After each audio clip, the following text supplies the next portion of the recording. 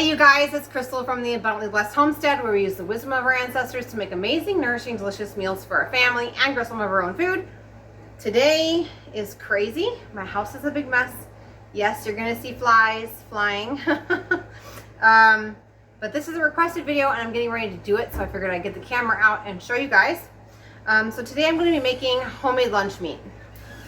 Lunch meat is full of a lot of preservatives, and if you look into the ingredients that are in it, you will find that a lot of those ingredients are linked to things like kidney cancer.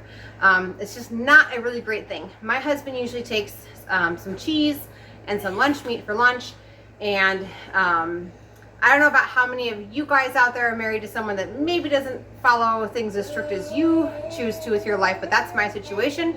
And so I've had to kind of let go of that portion of my life and allow him just to eat the lunch meat, even though I knew it was bad.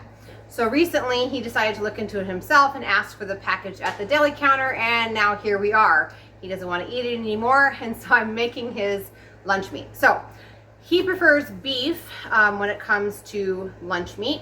And so when you're going to be selecting a beef cut, what you're going to be looking for is the word round. You can use top round, you can use bottom round, you can use inside round. Doesn't matter as long as it has the word round in it. So today I'm going to be using top round. Other things that you could use are ham, which tomorrow morning I'm going to be smoking some ham and then slicing that as well for lunch meat. You can also use things like pork loin, anything that is a sturdy roast in a sense. The nice thing about the round type of roast is that when you go to slice it, you're going to slice it in such a way where typically round roast is more of a like a thick, sturdy type of meat. It's kind of chewy, but because we're going to be slicing it thinly, it's absolutely delicious. So we're going to go ahead and cook this. That's the first stage. So I'm going to turn the camera and let's get started. So I should add that this can be a way to save money. It just depends on what cut you use. Also organic, non-organic, grass-fed, etc. Just depends on what you choose. So here we have the meat, which is awesome.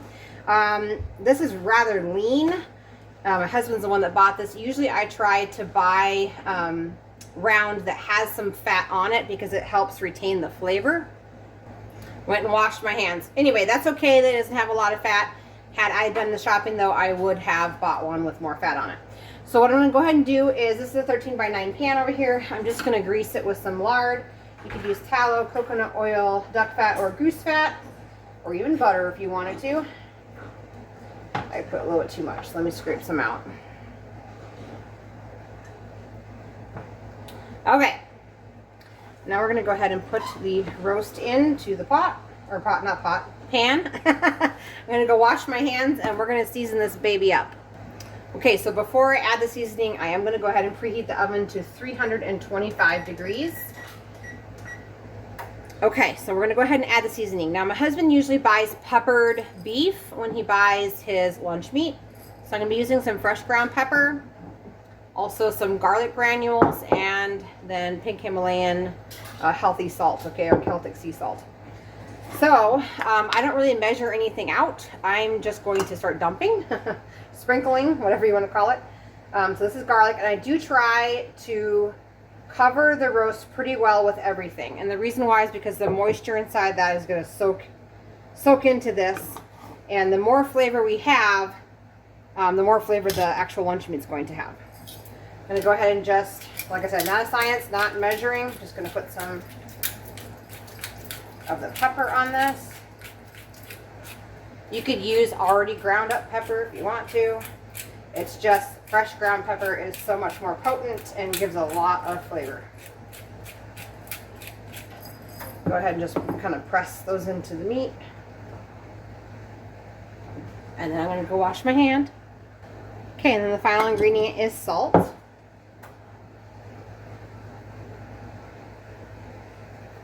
This is pink Himalayan salt, but you could also use Celtic sea salt or real salt brand. Those are all healthy salts to use. Okay, so what's going to happen is this is going to go ahead and go into the oven at 325 degrees for about an hour and a half. This is a 3-pound roast. And what we're aiming for is an internal temperature between 125 and 135. Yes, when this happens, the inside is still going to be kind of pinkish. We're looking for it to be somewhat rare, but not 100% rare, because we want it to be cooked and safe to eat, but we're going to be slicing this and we're going to be freezing it until you use it.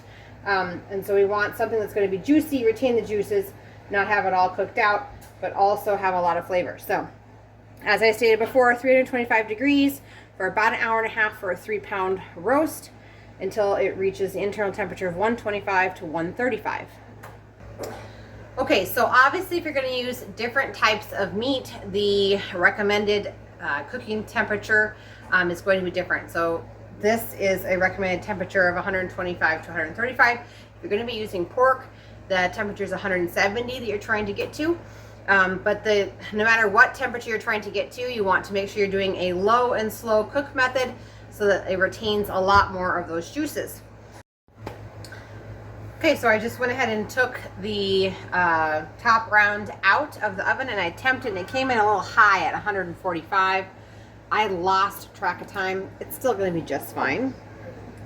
So here it is. And so the plan with this is to let this cool, and then I'm going to put this into the refrigerator, and it needs to chill for a good 8 hours, and then we're going to slice it tomorrow. I'll show you guys how I slice it. Okay, so it's the next morning. This sat overnight into the refrigerator. It's nice and solidified. It's ready to be chopped. If you try to chop meat while it's still warm, when you go to send it through, or even chop it with a knife, when you go to send it through this meat slicer, it will kind of fall apart or make uneven slices unless you take the time to chill it for at least 8 hours. Okay, so this is my meat slicer. It's a Weston, a 200 watt. I bought this off of Facebook Marketplace for like 50 bucks, so totally worth it. Brand new, they're about $150. So I'm gonna get this thing out of the box, and we're gonna get slicing. Okay, so this is my meat slicer all set up. It's got this nice little guard, and you just kind of slide and chop. Along the backhand side, I put a plate that hopefully is going to catch all the meat. Sometimes it doesn't, and that's okay. The table's clean anyway. And then it also does have an adjustment on this back side here. There's a little knob that I can adjust for how thick I want the meat. My husband kind of likes a little thicker of a slice, so I set it to 3. Let's get slicing.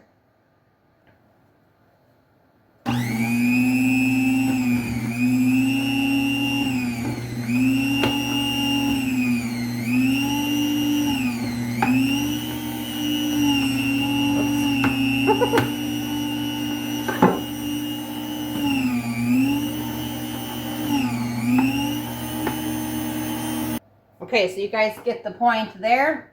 But here is the homemade lunch meat. Pretty awesome. And usually what I do is I just kind of measure it out and then put it into freezer bags and freeze whatever he's not going to use in a week. Last time I just put it in freezer bags and it seemed to get a little bit of freezer burn. I don't know why that happened, but I'm going to go ahead and vacuum seal them this time and move them to the freezer. All right, you guys, that's how you make your own homemade lunch meat. I'm going to finish chopping up this roast, and then tomorrow is the ham. So I got lots of slicing in my future, along with a ton of other things. I'm going to be trying to put out as many videos as I can about things we're making. I'm just going to be honest with you, it is pretty much chaos at this point. So just bear with me. I'm going to get the videos out as I can and pull the camera out as I can. I hope you guys like this video, and if you did, please give it a thumbs up. I'll see you guys in the next one.